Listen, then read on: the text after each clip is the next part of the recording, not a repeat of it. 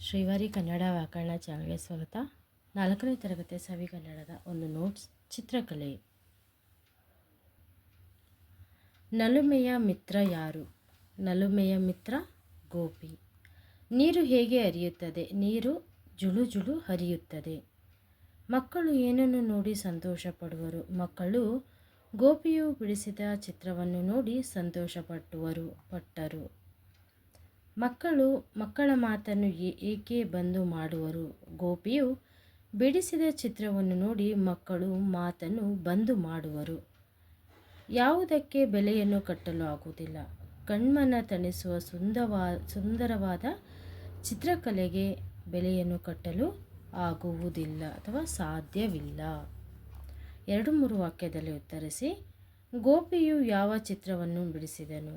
ಗೋಪಿಯು ಕುಂಚದ ಸಹಾಯದಿಂದ ತನ್ನ ಚಿತ್ರದಲ್ಲಿ ಆಕಾಶದಲ್ಲಿರುವ ಹಕ್ಕಿಗಳು, ಮಾಲೆಯಾಕಾರದಲ್ಲಿ ಹಾರಾಡುವ ಪಕ್ಷಿಗಳು, ಒಂದು ಕಡೆ ಸುಂದರವಾದ ಸೂರ್ಯನು ಮೂಡುವ ದೃಶ್ಯ ಹಾಗೂ ಜುಳು ಜುಳು ಹರಿಯುವ ನದಿಯ ಒಂದು ಚಿತ್ರವನ್ನು ಅವನು ಬಿಡಿಸುತ್ತಾನೆ.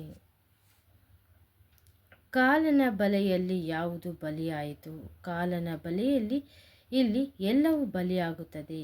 ಕಳೆದ ಸಮಯ, ಬಾಲ್ಯ, ಯೌವನ, ಮುಪ್ಪು, ಹೀಗೆ ಕಾಲವು ಬಲಿ ತೆಗೆದುಕೊಳ್ಳುತ್ತಾ ಮುಂದೆ ಸಾಗುತ್ತದೆ. ವಾಕ್ಯಗಳನ್ನು ಸರಿಪಡಿಸಿ ಬರೆಯಿರಿ. ಕುಂಚದ ಹರಿವು ಜಂಬಳ್ಳಾಗಿದೆ, ಸರಿ ಮಾಡಿ. ಸರಾಗ ಹರಿಯುವುದು ಕುಂಚದ ಓಟ. ವೇಷ ಧರಿಸುವ ಬಲಿಯು ಕಾಲನು. ಚಂದವು ಬಣ್ಣವು ಧರಿಸುವ ವೇಷ. ಕಾಲನ ಬಲೆಗೆ ಎಲ್ಲವೂ ಬಲಿಯು. ಗಗನದಿ ಹಾರುವ ಹಕ್ಕಿಯ ಮಾಲೆ. ಪದ್ಯವನ್ನು ಪೂರ್ಣಗೊಳಿಸಿ. ಕಾಲದ ಬಲೆಗೆ ಎಲ್ಲವೂ, ಚಿತ್ರಕ್ಕೆ ಮಾತ್ರ ಶಾಶ್ವತ ನೆಲೆಯು. ಕಣ್ಮನ ತಣಿವ ಚಿತ್ರಕಲೆ ಆಗದು ಕಟ್ಟಲು ಇದರ ಬೆಲೆ. ಈ ಪದ್ಯದಲ್ಲಿ ಬರುವ 3 ಅಕ್ಷರದ ಪದಗಳನ್ನು ಹುಡುಕಿ ಬರೆಯಿರಿ. ನಾನು ಬರೆದಿದ್ದೀನಿ, ನೀವು ಇನ್ನೂ ಹೆಚ್ಚು ಬರಿಬಹುದು. ಶಾಶ್ವತ, ಆಗದು, ಸುಂದರ, ಗಗನ, ಕಟ್ಟಲು, ಓಕುಳಿ, ಎಲ್ಲವೂ, ಮೂಡುವ, ಸುತ್ತಲೂ, ಹಾರುತ, ಸರಾಗ, ಸಂತೋಷ. ಚ ಅಕ್ಷರದಿಂದ ಪ್ರಾರಂಭವಾಗುವ ಪದಗಳನ್ನು ಬರೆಯಿರಿ. ಇಲ್ಲಿ ಆಲ್ರೆಡಿ ಕೊಟ್ಟಿದೆ. ಸುರುಳಿಯಾಕಾರದಂತಿರುವ ಎಣ್ಣೆಯಲ್ಲಿ ಕರೆದ ತಿಂಡಿ ಚಕ್ಕುಲಿ. ಅನ್ನ ತಿನ್ನಲು ಬಳಸುವುದು ಚಮಚ. 4 ಸೈನ್ಯದೊಂದಿಗೆ ಆಡುವ ಆಟಂಕ ಚದುರಂಗ. ಗಾಂಧೀಜಿಯವರು ಸತ್ಯಕ್ಕಾಗಿ ಮಾಡಿದ ಮುಷ್ಕರ ಸತ್ಯಾಗ್ರಹ. ಅದೇ ರೀತಿಯಾಗಿ ಭಾಷಾ ಚಟುವಟಿಕೆ. ಮನೆಗಳು, ಚಿತ್ರಗಳು, ಹಕ್ಕಿಗಳು, ಪುಸ್ತಕಗಳು, ನದಿಗಳು. ನೀವು ಗಳು ಸೇರಿಸ್ತಾ ಹೋಗಬೇಕು ಅಷ್ಟೇ. ಇಲ್ಲಿ ಪ್ರಾಸಪದ ಅಂದರೆ ರೈಮಿಂಗ್ ವರ್ಡ್ಸ್ ಥರ.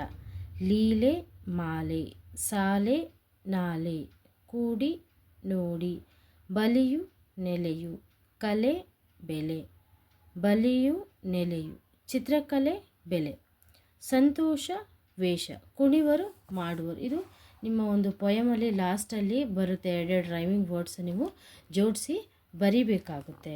ನಂತರ ಇಲ್ಲಿ ಬಳಕೆಯ ಚಟುವಟಿಕೆ ನೀವು ಬರಿಬೇಕು. ಇದನ್ನು ನಿಮ್ಮ ಶಿಕ್ಷಕರ ಸಹಾಯದಿಂದ ಬರಿಬೋದು ಅಥವಾ ನಿಮಗೆ ಓನಾಗೂ ಬರಿಬೋದು. ಕಾಡಿನ ನಾಶದಿಂದ ಆಗುವ ಪರಿಣಾಮಗಳನ್ನು ಬರೆಯಿರಿ. ಕಾಡನ್ನು ನಾವು ನಾಶ ಮಾಡೋದ್ರಿಂದ ನಮಗೆ ಏನಾಗ್ತಾ ಇದೆ? ಕಾಡಿನ ನಾಶದಿಂದ ಜನ ಹಾಗೂ ಪ್ರಾಣಿ ಪಕ್ಷಿಗಳಿಗೆ ನೀರಿಲ್ಲದಂತೆ ಆಗುತ್ತಿದೆ. ನಮಗೆಲ್ಲ ಕುಡಿಯೋಕ್ಕೆ ನೀರಿಲ್ಲದಿರೋ ಥರ ಆಗ್ಬಿಡುತ್ತೆ. ಹಾಗೂ ಆಮ್ಲಜನಕದ ಕೊರತೆ ಉಂಟಾಗುತ್ತದೆ. ನಮಗೆ ಆಮ್ಲಜನಕದ ಒಂದು ಕೊರತೆ ಉಂಟಾಗುತ್ತೆ. ಬರಗಾಲ ಉಂಟಾಗಿ ಬೆಳೆಗಳನ್ನು ಬೆಳೆಯಲು ಕಷ್ಟವಾಗುತ್ತದೆ. ನೀರಿಲ್ಲ ಅಂದರೆ ಏನಾಗುತ್ತೆ? ನಮಗೆ ಬೆಳೆಗಳನ್ನು ಬೆಳೆಯೋಕ್ಕೆ ಕಷ್ಟ ಆಗುತ್ತೆ.